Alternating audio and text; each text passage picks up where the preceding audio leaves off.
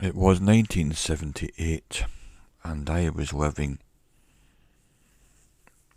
in a bedsit land in Kelvinside. I had no official address. I was just hanging around in different people's rooms. One of them was Sam, whose name was Anthony, but he called himself Sam because he was on the run from the Merchant Navy. And Sam was heavily into black magic. And in this flat, huge, big buildings with the big bay windows at the front, fantastic overview over Kelvin Grove. And as you went into the doorway at the bottom, you would go up these ancient stone steps, a stairwell with a big wrought iron banister and stained glass windows, and there was gas lighting. In the evening, some guy would come around with his wee stick, light it and light up all these wee gas lamps. It was gas lighting, really atmospheric, and the stone steps were all bevelled in the centre from all the people who had been treading up these steps over the years. When you got to the top, right, it was a big pitch pine, very heavy door. Go through that door and you're into 2 rooms on the left, 2 rooms on the right, and a kitchen, and a big room at the far end with Sam. That was Sam's room, and I used to crash out there. And Sam used to be deeply into black magic, and he'd perform rituals and set up a mass, an occult ceremony at times. And I had to put up with this because I had nowhere else to live.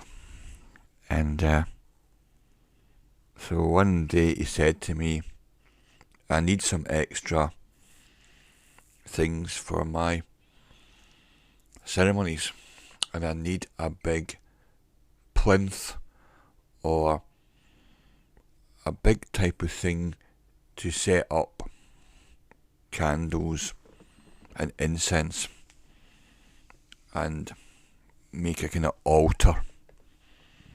And he says, and I've got my eye in a chimney pot and up on the roof. So we were right up at the top of the stairwell, and if you went out from the pitch pine door and looked up, there was a little hatch there, just a small hatch, but if you could get up on that, you couldn't reach it. I don't know how we got up. I think we jumped on the banister, but if you got up on the banister and kind of pulled yourself up, you could reach up this little square hatch.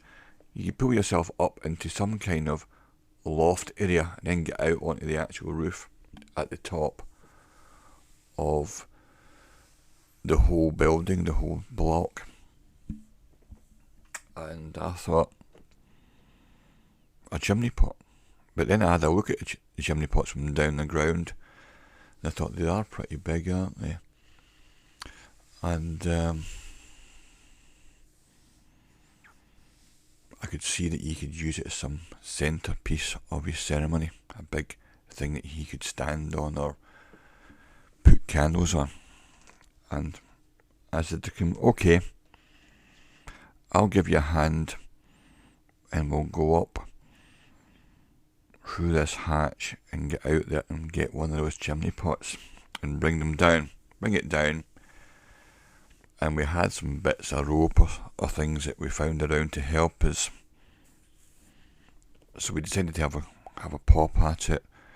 So we both managed to jump up on this big banister. If we slept, we would have went right down 30 or 40 feet onto stone steps. It was certain death, so we were balancing on a banister and trying to reach up to get through this hatch. We didn't have a ladder, and if we had slept, so we'd smack off these stone steps, and that would be the end of it. They would kill you. So we both went through the hatch, into the blackness and found my way out onto the roof somewhere. And the intention was to get one of these giant chimney pots. They didn't look that much when you were down the ground 4 flights up, but when you were standing next to them, they were giant. They were huge, big, and I think they must have weighed about a ton. And I thought, yeah, that's pretty big. How are we going to get it down? So we're working out and gauging the weight, and it looked to me as if it was pretty much, how could we ever shift this thing and get it down through that hatch? It looked like an impossible job, but if there's a will, there's a way. So I was assessing it and thinking, what could we do? Could we tie a rope to it? Could we get it down? But it certainly was going to be a very big thing, and I think it was maybe about 6 foot high. A giant, enormous big chimney pot. And I thought, I wonder if it's connected to anything. I better have a look inside this thing.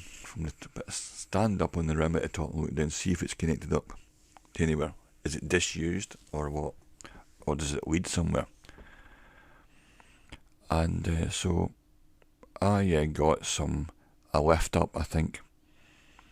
Sam lifted me up and I got up to the rim of this chimney pot. We were standing beside, and I was gripping the rim, and then I got up onto it, and it was really big solid thing.